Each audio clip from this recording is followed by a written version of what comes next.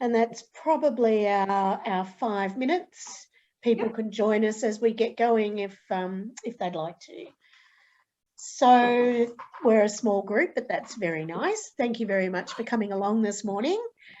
Elizabeth and I just want to start by respectfully acknowledging the Wurundjeri people of the Kulin Nation, who are the traditional owners of the land on which we meet.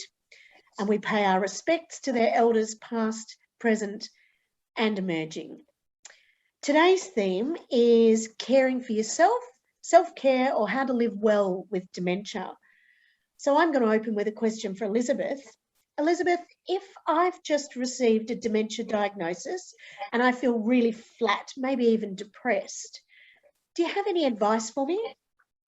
Yeah, look, I think a diagnosis of dementia is life-altering, and it's absolutely normal to feel shocked and grief-stricken.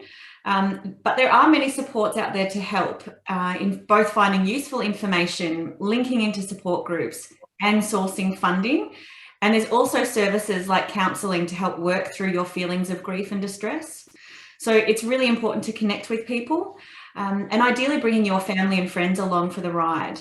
So as you learn what information is helpful and what types of supports you'd like to access, it's really good to have both formal and informal supports to make life a little bit happier and to sustain you living independently for longer.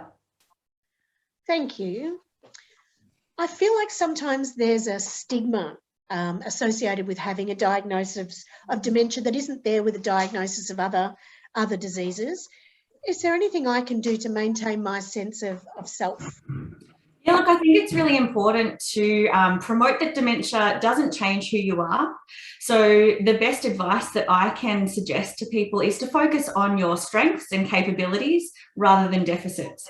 So having dementia doesn't mean that you have to stop doing the things that you love and enjoy.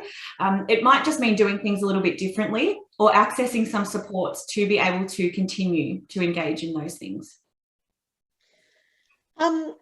Often people say that a dementia diagnosis is the end. Is there any way I can continue to live alone and maintain my independence after receiving a dementia diagnosis? Absolutely, yes. And this is what most formal services are aimed at achieving. So if things become more difficult as dementia progresses, there are a range of support strategies and things like memory cues, wayfinding aids, signage and prompts to maintain your daily routine. There's some really simple things in there as well, like writing notes or post-its to yourself each day, having a calendar, things like dementia clocks that can have an audio base and prompt you on time and appointments and things like that. So many people living with dementia live alone and they adapt their environment or adopt different strategies and techniques to keep them on track and to make their life easier. So a dementia diagnosis doesn't mean having to give up life as you know it. Well, that's positive news. Elizabeth, I've heard that keeping physically active is helpful for people living with dementia. Yeah, absolutely. Anything that's good for your heart is also good for your brain. So keeping physically active is great for your overall health and well-being, but also for giving you a focus and providing some structure to your day. So physical activity has been proven to promote feel-good hormones and support better emotional health, as well as promoting good physical and brain health. Terrific. So what other types of activities are recommended for brain health or for maintaining my health? Research has shown that music, art and creative therapies can provide huge benefits to people living with cognitive impairment. So music can not only lift our moods, but it can prompt memory, be a tool for engaging with others and provide an activity to focus on. So creative outlets such as art and craft can stimulate different parts of the brain and promote good emotional health outcomes, whilst also giving you a focus or a sense of achievement and purpose in seeing the outcome of your time spent on that activity. I guess that's why we see so many of those type of activities in social support groups, specifically for people with dementia. So Elizabeth, how do I resource myself with the best information about what's appropriate for supporting me and my family after a diagnosis of dementia has been made? Yeah, so things like a carer support group or a support group for people living with dementia, as Sarah and I we've both touched on earlier in these sessions, Being with others who are going through a similar diagnosis or experience can promote feelings of connection, which is really important. Receiving a diagnosis of dementia can be quite isolating and lonely. So support groups can be a great source of information, referral to services, as well as an opportunity to vent, share ideas, and also advocating for change or developing new programs. Sounds terrific.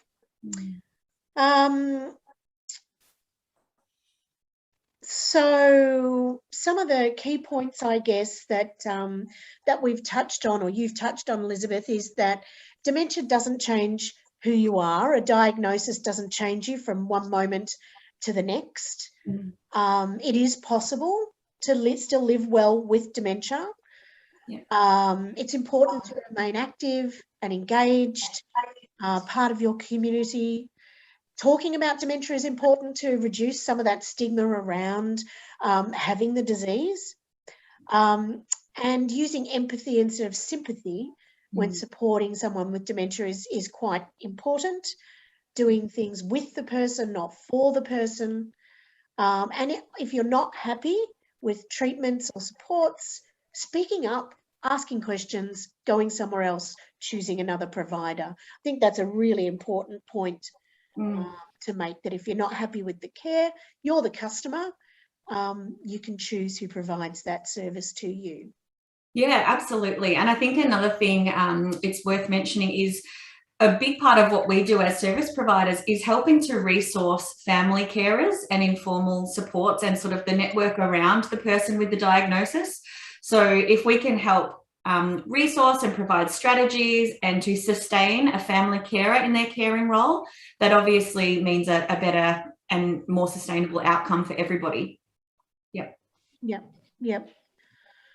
Did anyone have any questions for Elizabeth or for myself about caring for yourself, about caring either as a carer or a person living with a diagnosis of dementia? I've got one, Zara. Yeah. As a carer, what do I do if I'm absolutely burnt out? You know, I'm at the end of my patience in my caring role. So there is always an expectation, I think, for carers that they have to do this role. And something I like to say to all carers is you have a choice here. You don't have to do this role. There are others who will take it on. But if you're at the absolute end of your rope and can't cope, you can always, and we tell carers this, you can ring an ambulance. You can actually say, I'm not coping, come and deal with this for me at the moment. I guess a less drastic way would be ringing a family member, a child, and saying, you know, come, I need help. But I think it's really important to ask for help from somewhere. Elizabeth, did you have anything to add to that? Yeah, I did. And I'm just Googling as we talk, the phone number for Dementia Support Australia. So that's a really fabulous service that offers a 24-hour helpline for anything to do with behaviour and dementia. So even if it is somebody hopping out of bed at 2 or 3 in the morning, getting dressed and ready to go to work, that's a behaviour that can be quite challenging for a family carer or a spouse to respond to and to try to coach the person back to bed or whatever it is that, you know, whatever outcome is desired there. So the 24-hour helpline that you can call in any situation at any time of day is 1800 699 799. And there are trained clinicians on the other end of that phone line who will help talk you through different strategies, provide a bit of emotional support to the family members, and just try to work through and brainstorm how can we respond in an appropriate and respectful way without escalating the situation. Yeah. So yeah, there are supports, but I think, again, I don't want to take away from the fact that it can be incredibly stressful, incredibly emotionally challenging and draining. But as Sarah said, I think, you know, people always have a choice in where they're at and what they're willing to, you know, the situation they're willing to stay in or not. And there are services and options around to help, you know, support carers and the person themselves with the diagnosis. So please just speak up, ask for help, or contact us if it's, you know, something that's a bit more of an ongoing issue. We can potentially resource you. Yeah. Thank you. Welcome. Anybody else have any questions on this one? No. And as we mentioned, I guess, last week, there are carer support services designed specifically for this type of support. So some short-term funding in addition to what you already have on an ongoing basis that can help support a carer who's really burnt out, stressed, unwell, or their caring role is stretched pretty thin because they might have grandkids or children with their own health needs, mental health issues, whatever it is. So there's a lot of government funded services that can help support the self-care of everybody in the situation as well. I had no idea that was available. Yeah. That aspect of it, yeah. And a lot of people don't, Julie, which is a shame. And I think it's tricky because we often all, even as service providers, we will look at the highest sort of the primary need of somebody.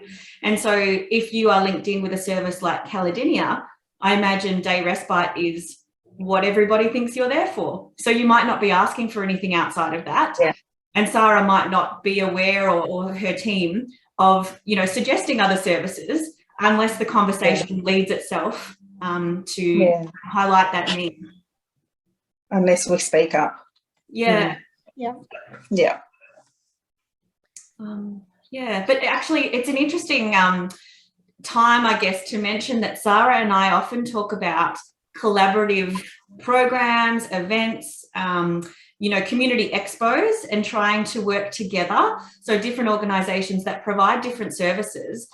I think we as providers need to take some responsibility for promoting ourselves across different services so that even if you don't know that it's available, we can highlight that there are other types of supports if and when they might be needed.